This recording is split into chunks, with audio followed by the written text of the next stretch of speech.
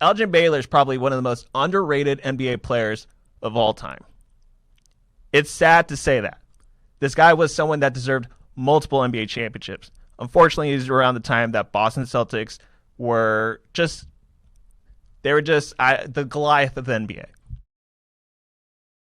And we could say the same about Jerry West, because Jerry West, as the man that's the logo of the NBA, he really shouldn't have just one NBA championship. He should have more. They were teammates together, and Elgin Baylor dropped multiple 60-point games.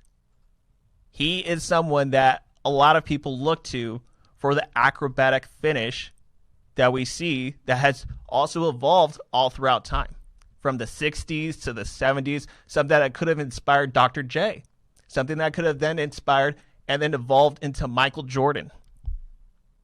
So it really sucks that we lost another NBA icon and another Laker legend in Elgin Baylor. I feel as if sometimes it's too, there are those signs, the winks from the universe that do come up sometimes when you're not expecting it. You know, like there's those times where like we kind of take it for granted. Like with Tommy Lasorda, he was always there for the deep Dodger playoff runs. And granted, the Dodgers have done it multiple times as of late, because if you don't remember, they've won 8 consecutive division titles.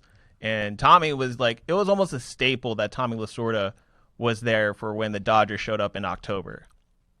And say what you will, a lot of people might have forgot where his presence was, or even his attendance when the Dodgers made it this past October. And people could have probably dismissed it because it was the pandemic. But there were a lot of people around where I work at AM 570 that were just going.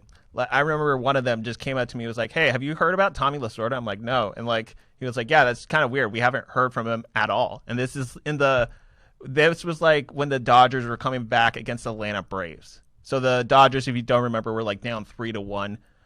They were now tied 3-3, and they're about to go to a game 7.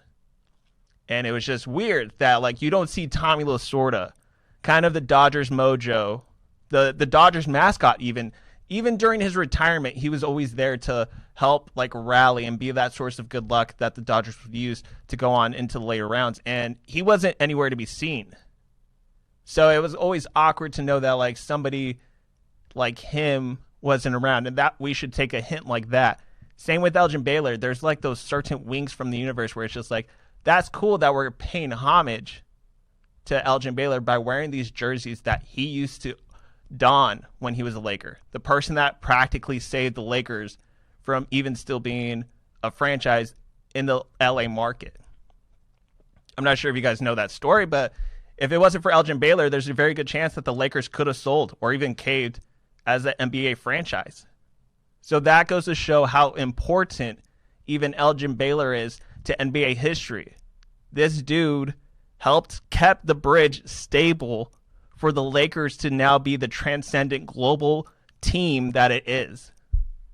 A lot of people, when you think of basketball, it's like what people think with Ferrari and cars.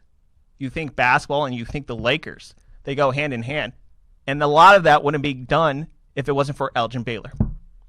So, Mike, do you have any thoughts or comments about Yeah, that's very well said, Zach. Yeah, it's like George Mikan was the Minneapolis Lakers, and then Elgin Baylor was the first, Los Angeles Lakers superstar, and then followed by Wilt and Jerry West, and of course Kareem, and then Magic, and so on and so forth. And yeah, I mean, oftentimes too, and seeing a lot of the, because we never saw him play, live. He was well before our time, but you see some of the long-standing NBA and great journalists like Bob Ryan, say that he was the modern NBA before the modern NBA, where he was actually, played above the rim. People say that David Thompson was the first, but no, it was actually Elgin Baylor. And I believe he averaged 38 and 20 one year as a 6'5" guard.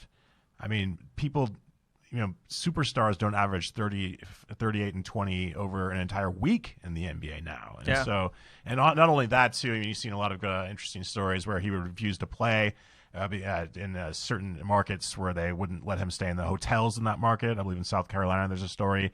There was also a great story where he was a great, practical joker. Some of the jokes that he'd play on fellow teammates. And he's I think one of the most underrated, underreported NBA superstars. And definitely, and you said it so well that his his time in the league when he was really at his peak prime was when the Celtics were getting all of the attention nationally, and there can be for multiple reasons. I think there's race politics involved in that as well, without a doubt. But yeah, it's sad to see that his memories being celebrated worldwide only in death, when he was so important to the foundation not only of the modern NBA but also of the Los Angeles Lakers as a franchise. And I'm glad you brought up the Bob Ryan piece, because that's something while I was looking up articles, that's threw me off, because I would just see Boston Globe, and they said that Elgin Baylor might be the most influential player in the past 60 years for basketball. I'm like, wow.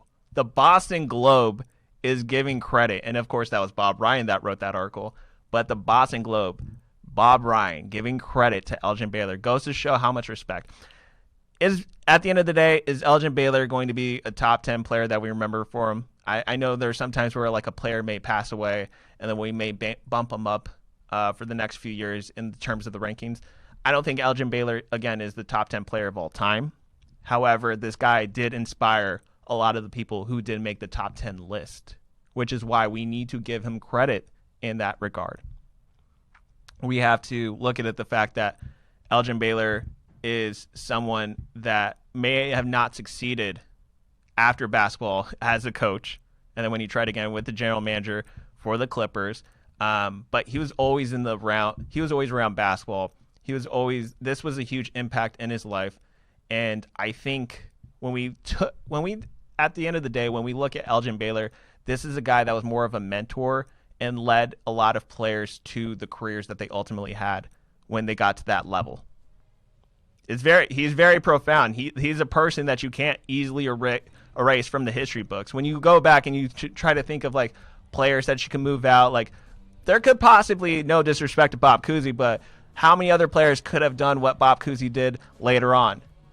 With Elgin Baylor, there are so many acrobatic moves that he did that it was like looking at the caveman from the early days in humans to see how we're still doing it today in a certain regard. We may have evolved, but still the imprint of what they did legacy-wise is still with us, and that's Elgin Baylor in basketball.